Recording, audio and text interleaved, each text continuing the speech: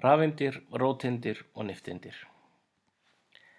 Líkan Niels Bohrs af frumeindinni eða atóminu kallaðist sólkerfislíkanið.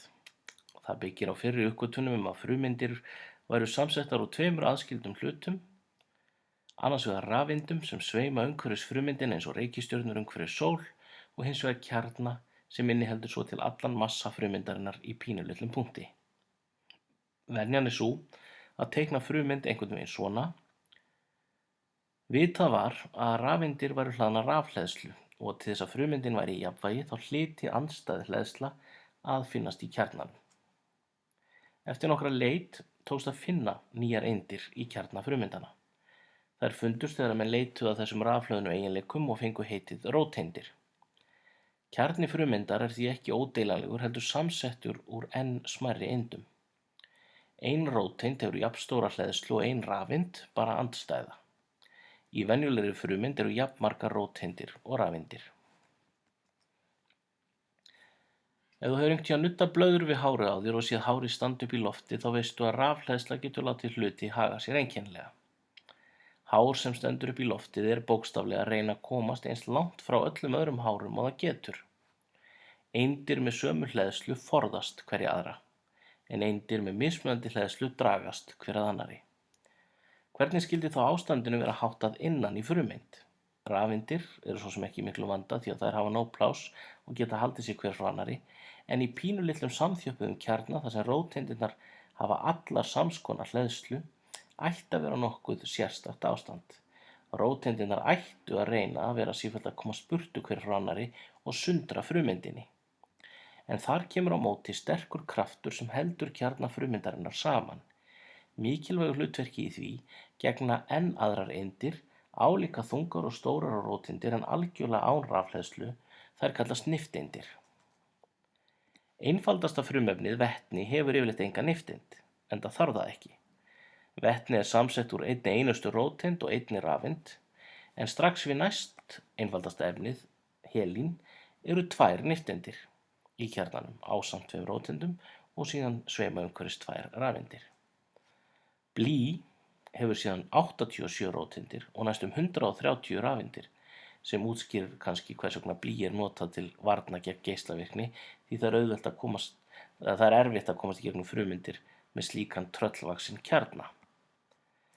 Raunar er til sjaldgæf útgáfa af vetni sem inniheldur bæði róteind og nifteind, jafnvel tvær nifteindir, og þessi skrítna frumeind sem er álitin vera afurð úr Miklahvelli, hún hefur nokkur áhrif. Í líkama þínum núna eru 5 grömm af vatni sem eru búin til með svona vetni, en það gerir ekkert til, en ef líkaminn væri að verulegu leyti samsettur úr svona vetniseindum, að þá myndirðu ekki lifa það af.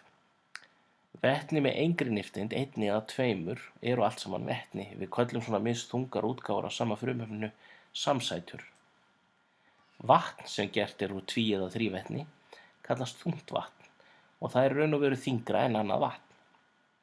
Skömmu eftir að vera uppgötvað á 4. áratug síðustu aldar þá gegndi svona vatn lykilhlutverki við að þróa kjarnorkuvopn og það var framleitt í Noregi og þegar Þjóðverjar komust yfir Noreg og tóku hernámu úr Noreg þá komst dálítið af svona vatni undir hendur Þjóðverja og þá upphófst æðisgengið kapphlaup bandamanna við að reyna að eyðileggja þetta vatn.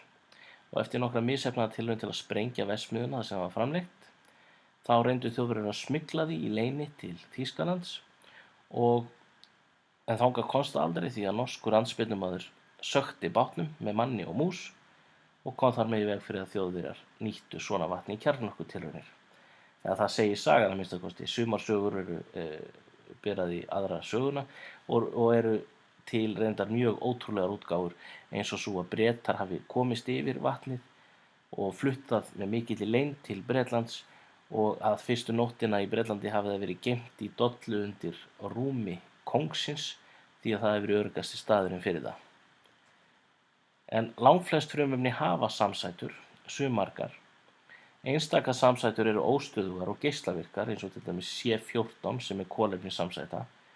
Kolefni hefur 6 róteindir en getur haft 6, 7 eða 8 nifteindir og kallast þá C12, C13 eða C14 og C14 er eins og áður segir geislavirkt og brotnar niður með tímanum En lifandi verur safna í sig mismunandi samsettu kolefnis meðan það lifa, en þegar þær deyja þá hætta þær að safna kolefnunum og geislavirka samsettan byrjar að brotna niður og breytist í aðrar eindir, og með því að sjá hve mikið er eftir af C14 í lífrænu efni, þá má greina aldur hluta, lífrænna hluta, með nokkurri nákvæmni.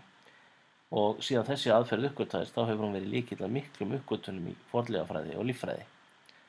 Og hér sjáum við 2 dæmi það hvernig geislavirkt kolefni var notað til að mæla aldur hluta sem síðan kom í ljós að voru miklu eldri en menn höfðu haldið.